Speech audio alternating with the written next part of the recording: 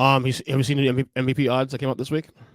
Well, I'm not a degenerate. I don't regularly check odds, but they're probably stupid. There it is right there. Brock Purdy at minus 220. What the fuck? So you got Brock Purdy minus 220. For the podcast listeners, Brock Purdy minus 220, the favorite.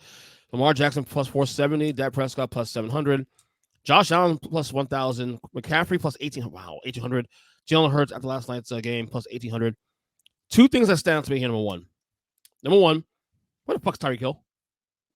I mean, okay. If you want to say he's not in the leader, if you want to say he's not the leader on the leaderboard, fine. I disagree with you, but whatever. To not have him in the top 6 is asinine. So let's walk through it. Is he an MVP candidate that's better than Jalen Hurts? I'm not going to let you answer. I'm going to protect you from yourself. The answer is yes, Tyreek. It is yes. What a question. More than Christian McCaffrey? McCaffrey's should be higher. Well, to your point, McCaffrey's too low. That's my second takeaway. Over Brock Purdy? Abso-bleeping-lutely. Over Josh Allen. You bet that entire ass. Mm-hmm. Over Dak Prescott. What the fuck are we doing here? Yeah. Why is Dak Prescott the third best set of odds? What the fuck is going on? Did these come out after that ass whooping they just got from Buffalo? Is that a thing that happened? This is last night. This is after last night's game. So what the fuck are we doing here? First of all, there shouldn't even be this many quarterbacks on this list. Thank you. What are we doing? God, this is painful. Okay, so I'll say this as far as there shouldn't even be this many quarterbacks on here. Question. A lot of that is also because Justin Jefferson got hurt. I'm pretty sure he'd still be here on this list if he didn't. There's that. Christian McCaffrey's on here, and you mentioned Tyreek. Jalen Hurts is the guy that's most egregious. I can make an argument for Dak Prescott over Jalen Hurts. Oh, yeah, what question? You know, just on the strength of the fact that Dak called his shot and said, I'm getting fewer than this many interceptions, and so far he's still there. Granted, there's still plenty of time for him to supplant that mark, but that's a whole other question. But Jalen Hurts has had a down year by Jalen Hurts standards. He's had a down year by his standards. Well, small sample standards because it's only 3 years in the league now. But and here's the thing: if you're looking at numbers, you're going to make that argument. What I would remind the world is also the Eagles this year on a Super Bowl schedule or a champion schedule manner, meaning they play first place in their bonus games, right? So they're like the NFC East does not play the NFC West this year, I don't believe. No, we did. The Giants played the Niners this year, and the Seahawks, and the Rams. And, so there's that. So that's a bad example. But I forget what the bonus games are immediately. But I can guarantee you they played two teams. It's top heavy, definitely top heavy games. Right. That was first place last year, and it's not just about top heaviness. Like that's the way it works, right? Also, playing the NFC West is a much more difficult docket, I believe, than they had last year. Right. Even, if you want to throw away the Cardinals, cool, but the Rams are still a tough out. And the Seahawks, well, if last night's any evidence. So, no, but I say all the above to say it's a tougher year this year. And the past 3 games in a row, Jalen Hurts has been he's been objectively bad, right? So those 3 games aren't enough for me to claim he's having a down year outright. But yeah, his numbers are lower because the road's tougher. And they still will likely get to the conference championship. I don't know if that says more about the conference than it does. It does. But that also tells me that the Eagles still aren't a bad football team. No. I'll say this much. Based on this, first of all, Tyreek Hill not being there is egregious, number one. I have no problem about Purdy being in the conversation. That's not a problem I have. I think that's ridiculous, but sure, go ahead. Okay. When it comes to top 5, I don't give a damn. That's fine. Even Brock Purdy would tell you that he's in fact, he did say that after the game against Arizona that McCaffrey is MVP. So first off, swap those two. Number one, Josh Allen should not be. If they win out, maybe have a conversation being in the top 5, but not winning it.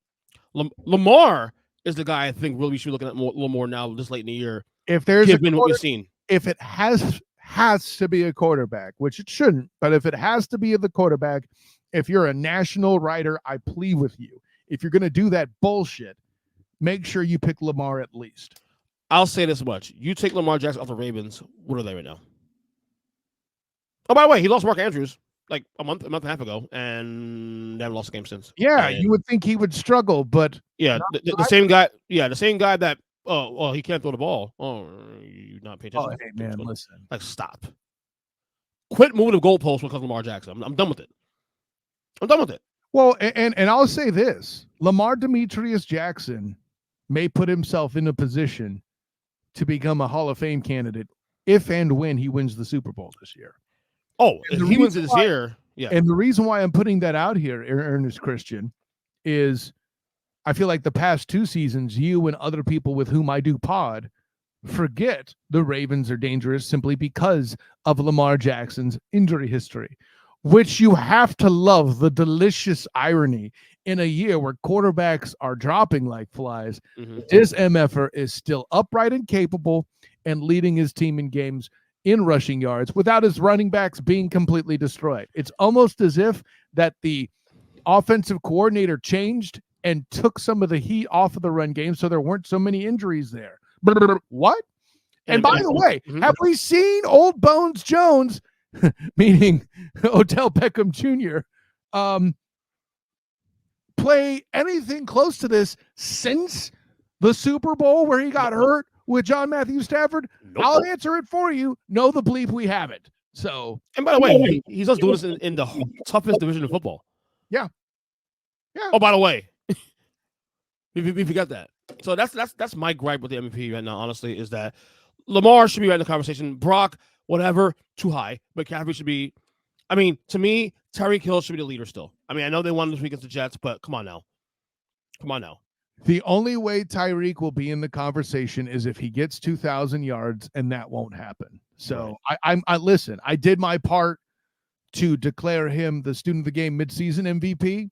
I may do my part if I'm so inclined, depending on what I see, to make him the full season student of the game MVP. But the national writers will not crown him or not crown him. They won't even invite him into the dang banquet unless he's got 2,000 yards. Oh, by the way, staying on the conversation about MVP and Brock Purdy, I was listening to the Odd Couple with Chris Bouchard and Rob Parker, and they had a very interesting conversation about Purdy and a comparison to a certain NBA player. What is this? Listen to this clip real quick. It's the same thing I've talked about over and over. I don't deny his numbers or have any issue with him because he's Mr. Irrelevant. It's still like all of the, you know what, I guess, let me think about it this way. And maybe you can help me here. Brock Purdy is Draymond Green. No. You know, we talked about. Is that not crazy, Chris? No, because we talked about whether or not he's a system quarterback last week on First Things First. And I didn't say that, but that thought came to my mind. Did it really? Okay. Because Draymond, you and I think is undoubtedly would not be that. He's going to be a Hall of Famer. Right, but if he went to a bad team or a different team, Chris, he would not have the career that he's had. He would not be elevated to, like you say, going into the Hall of Fame. He wouldn't be. I could almost bet on it. We don't know, but you know what I mean. We don't know for sure, but yeah, most people hold that opinion, Rob. And your thoughts? No, that's asinine. For all the weapons that Draymond has to help him, Draymond is also playing the role of enforcer. Draymond is an essential piece to what made the Warriors the Warriors. I'm saying you can flip out a Brock Purdy and do just fine. You know how we know? The Niners did it. That's the reason why Jimmy Garoppolo was so successful, was because they had that system in place. And by the way, it got better when they got Christian McCaffrey as well. I think the only thing that was stopping the Niners in the past was the fact that Garoppolo got hurt. Right. I think their point is, and you kind of made the point in some ways. Purdy, the Niners have done this with Garoppolo and whatnot in the past. If Purdy goes to X team, is that team as good as does Purdy make that team? Can I pick X team? Pick a team that's mid-level, I guess. That's you. Okay, pick one. Because my response is, if he goes to Tampa, he'll be just fine. What about Carolina? A little egregious stuff. No one's successful in Carolina. Okay. Patrick LeVon Mahomes II would have Right, 5 wins in Carolina. Because their point is Draymond Green goes to any other team in the NBA, he's nowhere as impactful. That's the point you're making. Okay, yeah, sure. But I think Draymond too, and granted, the nature of the fact that you have only 5 players on the court is a factor. But I think Draymond was a lot more dependent on what was around him than Brock Purdy. Like, Brock who other teams Brock Purdy would find success with, in my opinion, include Baltimore, Philly, maybe not this year's Bucks, but certainly the Tom Brady year Bucks, right? The Jameis Winston Bucks, the ones that had 8 wins and amazing numbers, but the problem was like opposing corners had as many receiving yards as Tampa Bay receivers, thanks to Jameis Winston, right? I think those examples apply. Now, that being said, let's support the point I think you're trying to make. Let's find another mid-tier team. If Brock's with the Rams, he's useless. If Brock's with the Falcons, actually, he might upgrade the Falcons depending on what we're looking at. If Brock's with, and I'm doing this from the hip here, that's why there's so much stuttering. With the Jets, he's an improvement. Holy yeah. So no, I guess I'm not agreeing at all with it. I think the only clue, I think the reason if I put Draymond on the Timberwolves, they don't get better.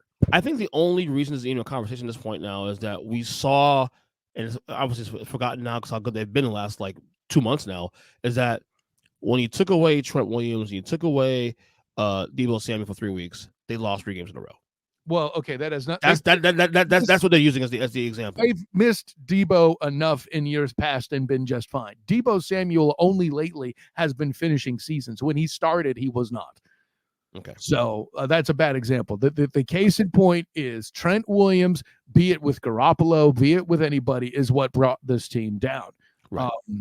Because the offensive line bleeping matters. Draymond, if I put Draymond on the Magic, he does nothing. Right? If I put Draymond with the Lakers, that would never happen, obviously. I don't think they get significantly better. No, I don't think so either. All right, couple